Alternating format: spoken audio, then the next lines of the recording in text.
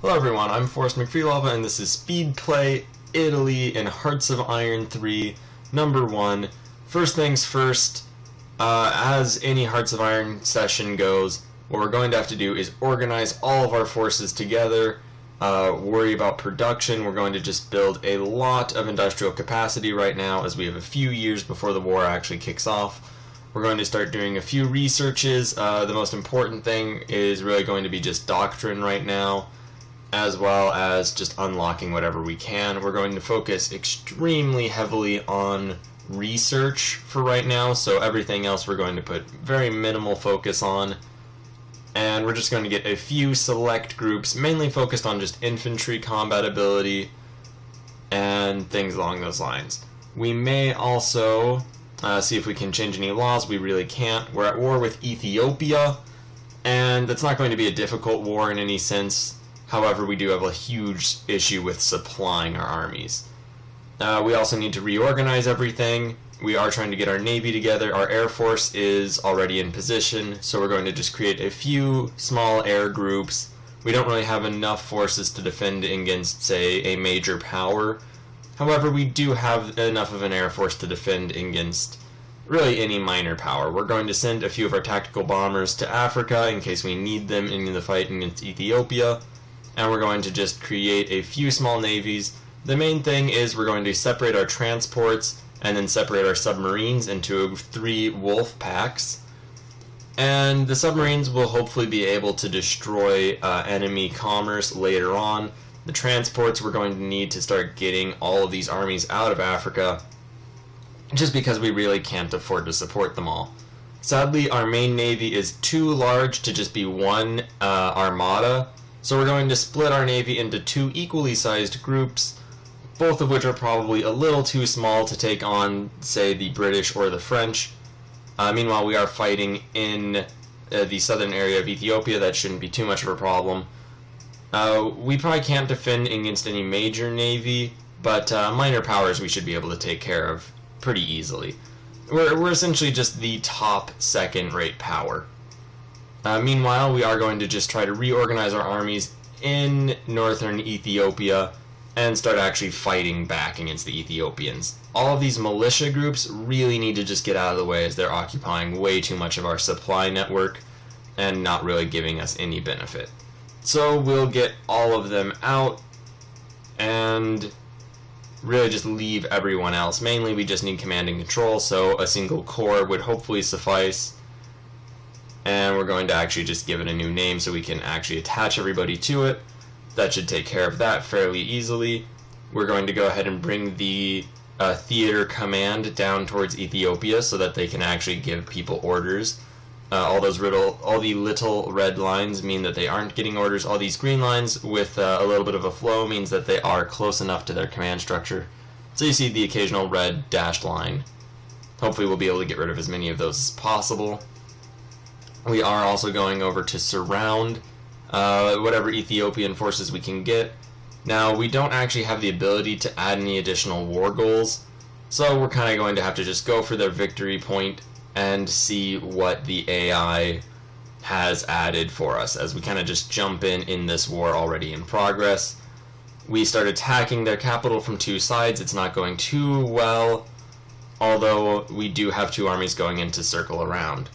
We're also going to build some some convoys and escorts, and now that we have 3 angles, we win the battle of their capital, and we apparently were trying to puppet them. So we're going to pull all of our forces to the coast.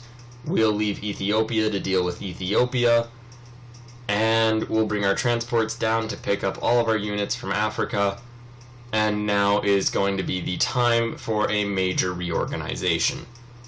We've already put our Air Force into a few convenient groups and our Navy into a few convenient groups.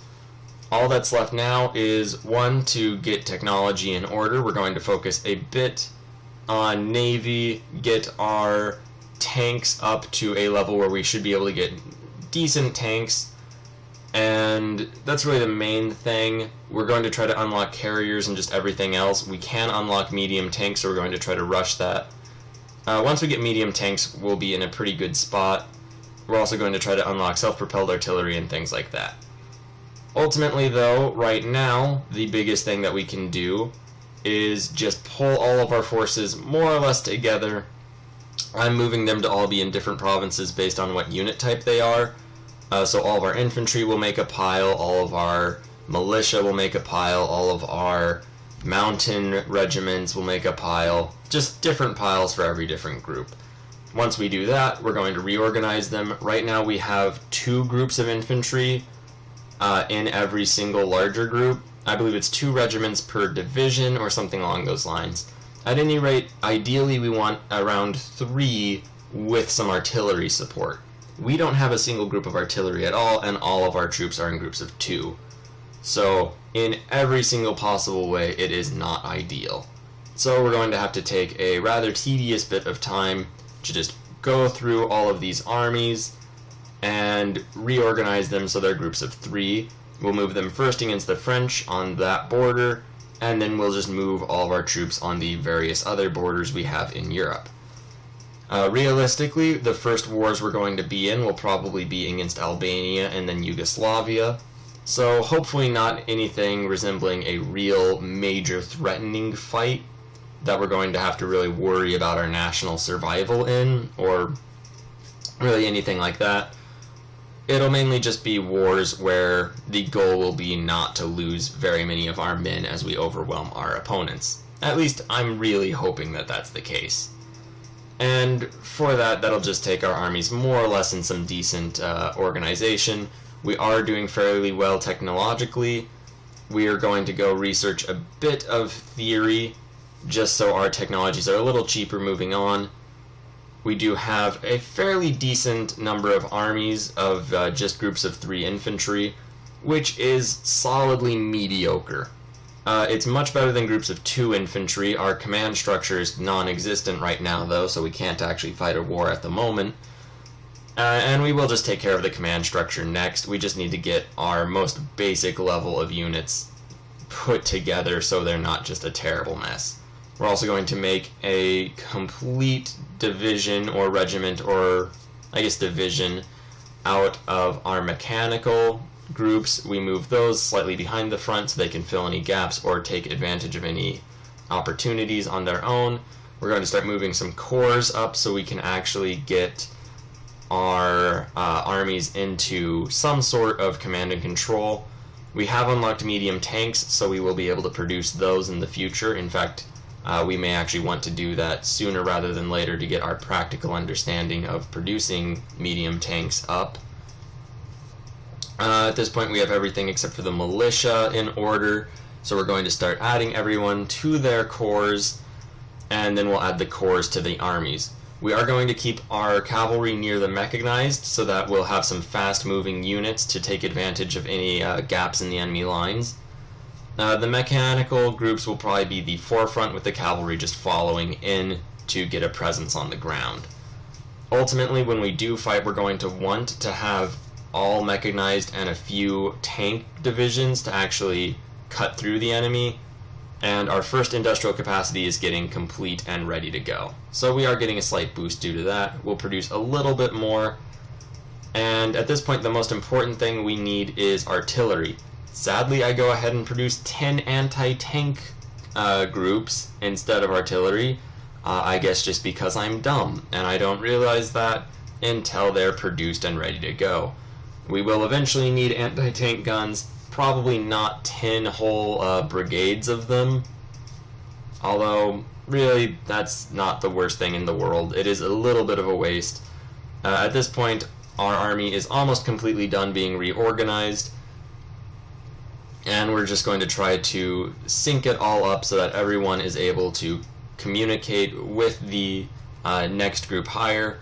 We are moving all of our militia to just take on garrison roles throughout our major ports in an attempt to really just defend our countryside if we do end up fighting a first world power, which, to be honest, we're almost certainly going to end up doing.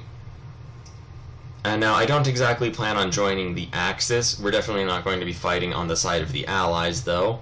Really, Italy has a history of underperforming in World War II. In part, that's due to how the army was organized.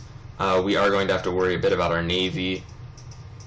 we do go ahead and start adding those anti-tank groups. That's when I realized that we had done that. So we make just a separate group of them.